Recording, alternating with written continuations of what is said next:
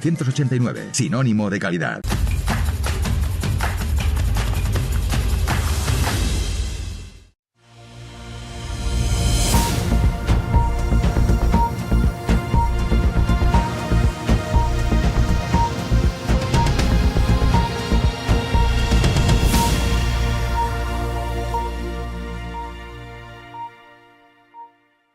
Bueno, el perfil está bastante definido, son mujeres con pocos estudios, con una edad entre 25 y 35 años, viven en la misma provincia que el victimario, tienen una relación compleja, o sea, no se produce normalmente de una manera sorpresiva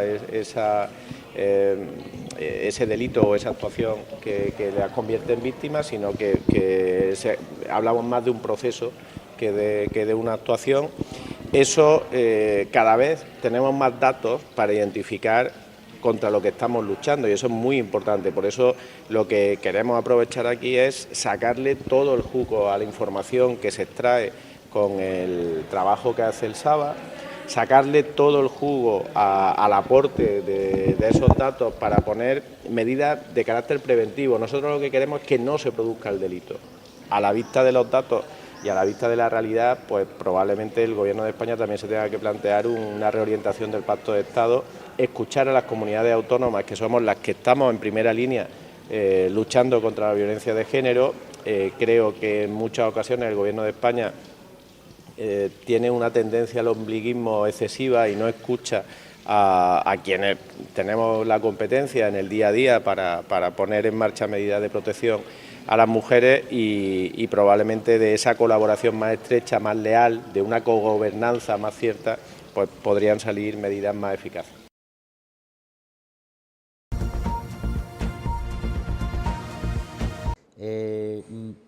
¿Por qué no hay denuncias previas? ¿Qué pasaba en estas situaciones para que no las hubiera?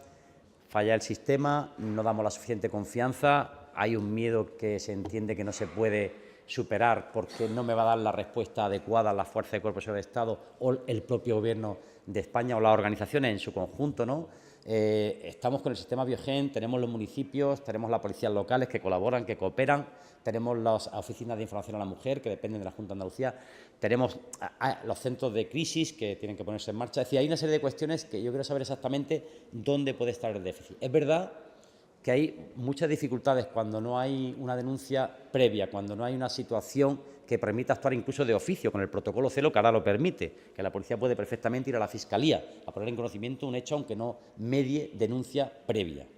Todo eso es lo que queremos analizar. El detalle, para avanzar más, no puede ser una semana trágica en la que salgamos a hacer declaraciones, no, nos tiene que ocupar los 365 días al año, las 24 horas. Es una tragedia que no podemos consentir.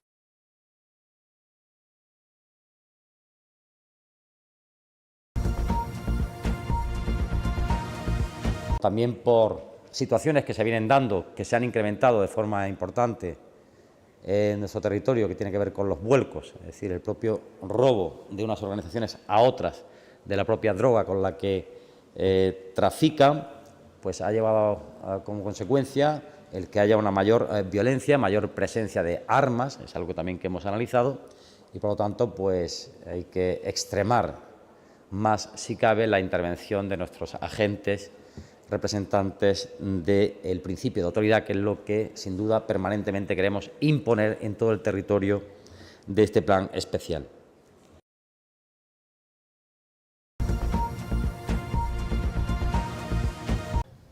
Sí, agentes de la Policía Nacional han detenido en Jerez de la Frontera a 3 personas como presuntos responsables del robo de un vehículo de alta gama ocurrido durante el pasado miércoles 12 de junio en el interior del parque empresarial en la zona norte de la ciudad, mientras su propietario desayunaba, en este caso, en uno de los locales de la zona. La rápida investigación conducida por agentes de la UDEF de la Comisaría de Jerez permitió localizar y recuperar el vehículo sobre las 5:30 del 13 de junio, es decir, del día posterior. Esto fue en la barriada de Palmete de Sevilla capital. Una vez reintegrado el vehículo a su propietario, se continuó con la investigación para localizar a los presuntos autores, los cuales componen un grupo delictivo que se desplaza desde Sevilla hasta municipios de las provincias de Huelva y Cádiz.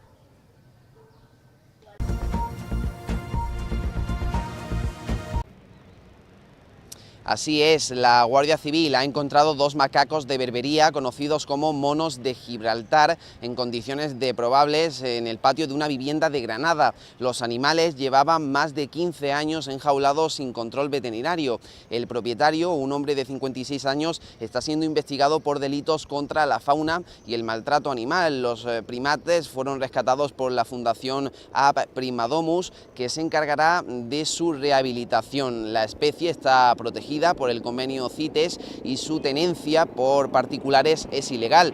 Los monos mostraban signos de enfermedades graves debido a las deficientes condiciones de vida.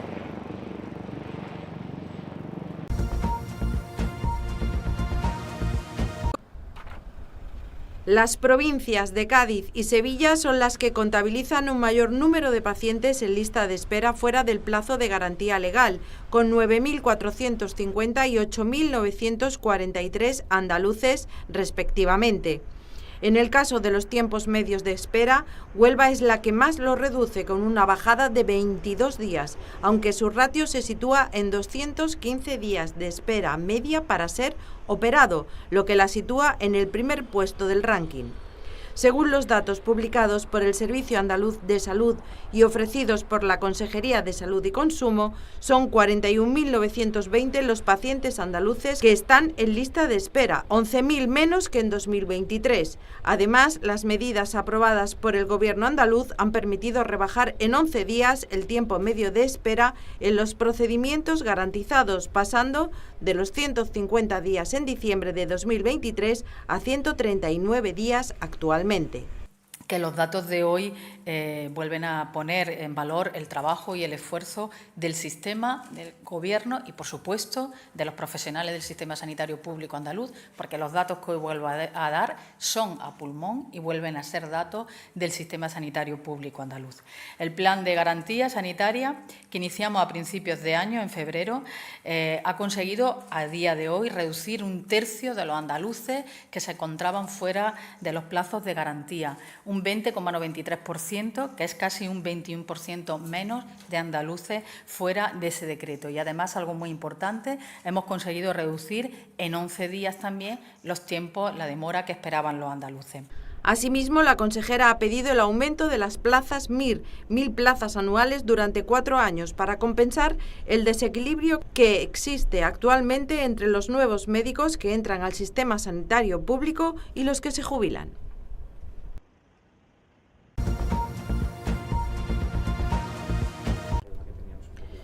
La Fundación Mutua Madrileña ha entregado su 21ª ayuda a la investigación en salud, dotadas de 2,3 millones de euros, a 23 estudios y ensayos clínicos dirigidos a la mejora de los tratamientos médicos que se desarrollarán en diferentes centros de investigación de toda España, y entre ellos se encuentra un estudio que se llevará a cabo en el Instituto de Investigación Biomédica de Granada en el campo de las enfermedades raras.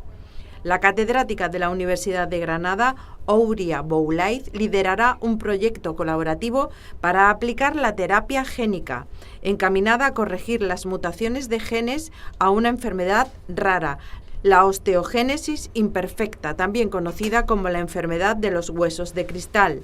El objetivo de la investigación es encontrar la causa de dicha enfermedad mediante un análisis del genotipo de pacientes, utilizando secuenciación de nueva generación. Este enfoque permitirá determinar el espectro de mutaciones más frecuentes asociadas a la enfermedad.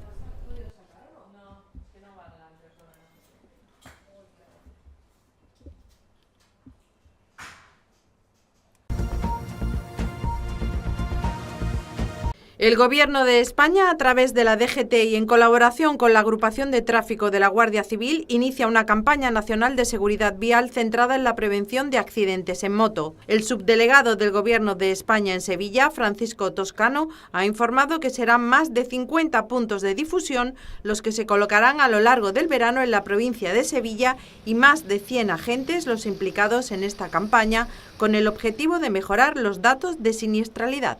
En 2024 se han producido un total de 15 siniestros mortales en los que han fallecido 21 personas.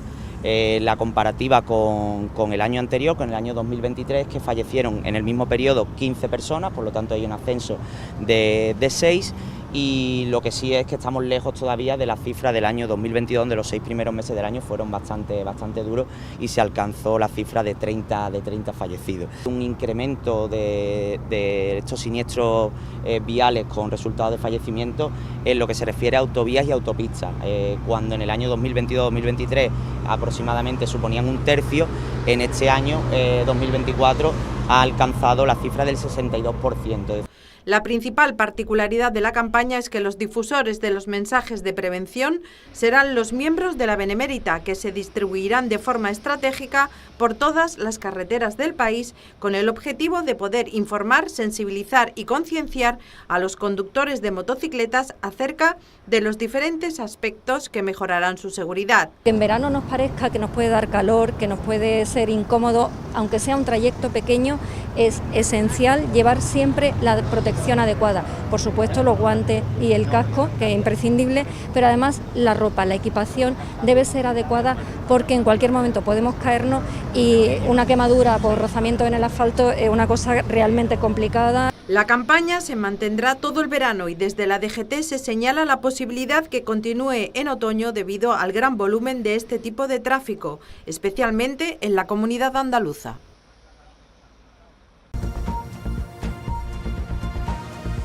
En el programa, como decía, en su 6º año sigue creciendo.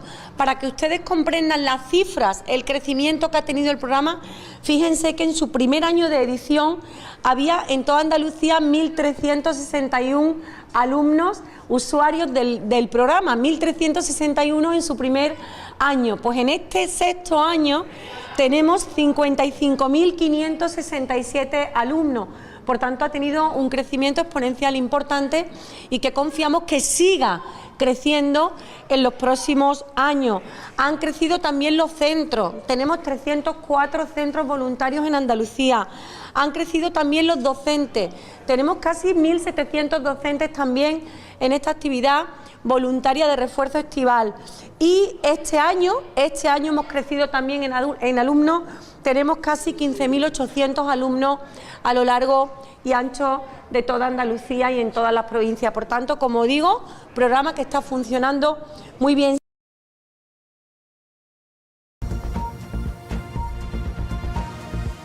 La magistrada Susana Polo ha adoptado esta decisión tras recibir el auto por el que el juez de la Audiencia Nacional, Manuel García Castellón, archivó la causa de Tsunami Democratic después de que la Sala de lo Penal invalidara todas las diligencias acordadas en los últimos 3 años porque se prorrogó la investigación el 30 de julio de 2021, 24 horas fuera de plazo. En un auto de este mismo martes, Polo ha precisado que el 29 de julio de 2021 era el límite temporal para haber realizado diligencias de investigación y que antes de dicha fecha no se había acordado ni tomado declaración a ninguno de los investigados, lo que impide que las actuaciones puedan continuar por los trámites del procedimiento abreviado. La instructora ha explicado que la decisión de García Castellón de archivar la causa en la Audiencia Nacional sin duda afecta al procedimiento abierto en el Supremo. En concreto, porque la exposición razonada que el juez instructor elevó en 2023 al alto tribunal se dictó fuera del plazo fijado por la ley.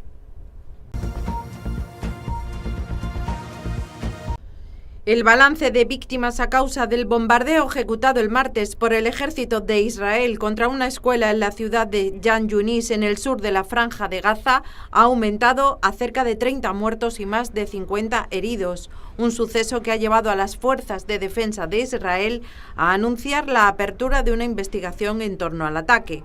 La oficina de prensa de las autoridades gazatíes controladas por el movimiento de resistencia islámica Hamás han acusado a Israel de cometer una terrible masacre contra desplazados que estaban en la escuela en el área de Abasán y han recalcado que la mayoría de los 29 fallecidos son mujeres y niños.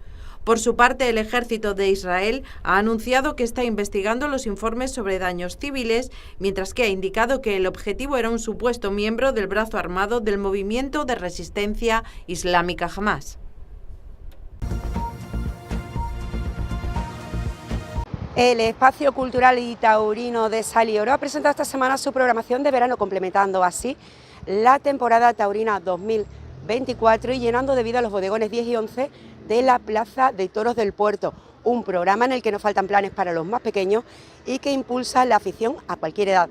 El sábado 20 de julio celebrarán una convivencia pretemporada para ir calentando motores y haciendo piña entre socios y aficionados. Del 1 al 14 de agosto las puertas del Espacio Cultural abrirán para la exposición pictórica Catafalco y Oro de Mer Fidalgo, que también dirigirá el 5 de agosto el taller de dibujo infantil Reboleras de Colores. Del 19 al 30 de agosto muestra fotográfica por naturales de Víctor Pinto, y ya está abierto el plazo de inscripción para el concurso fotográfico Toros en el Puerto, que convoca su tercera edición. Todas las personas interesadas, profesionales y aficionados, pueden inscribirse hasta el día 25 de julio. Está dotado con un premio de 200 euros y se elegirá la mejor fotografía de la temporada taurina 2024.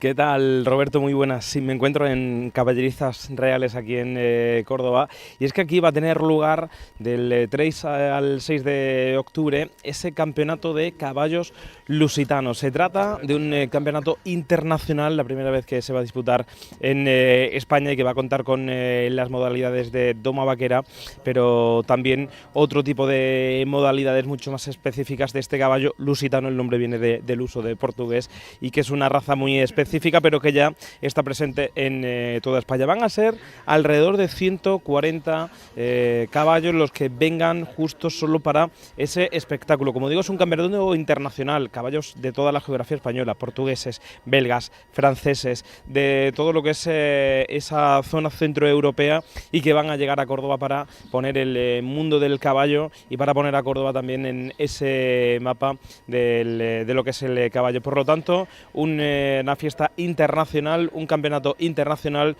y que va a coger Córdoba el próximo del 3 al 6 de octubre, como te decía, y que va a ser el evento con el que se ponga fin a Cabalcor, esa gran fiesta del caballo que también tiene lugar aquí en Córdoba entre septiembre y octubre más o menos, y que va a tener lugar, como te digo, para esas fechas. Por lo tanto, el caballo presente aquí en Córdoba, el caballo presente en esa fiesta y en ese campeonato internacional que se va a celebrar justo aquí en Caballerizas Reales.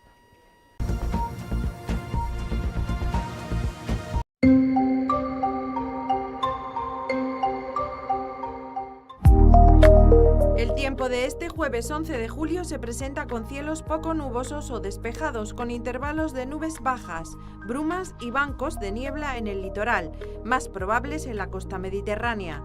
Temperaturas en ascenso generalizado localmente notable. Vientos flojos variables con intervalos moderados de componente oeste en el tercio occidental y el litoral almeriense.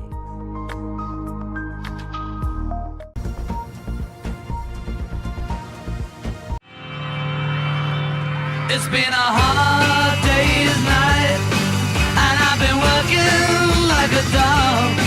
It's been a hard day's night, I should be sleeping like a log. But when I get home to you, I find the things that you do will make me feel alright. You know I work all day to get your money to buy a thing, and it's worth it just to hear you say you're gonna give me everything. So why on earth should I moan? 'Cause when I get you alone, you know I feel okay. When I'm home, everything seems to be right. When I'm home, feeling you holding me tight, tight, yeah. It's been a hard day's night, and I've been working like a dog.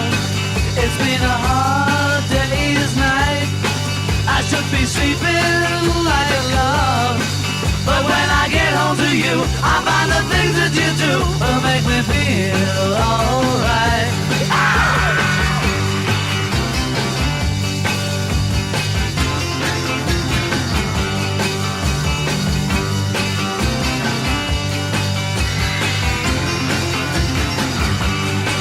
So why you alone. You know I feel alone.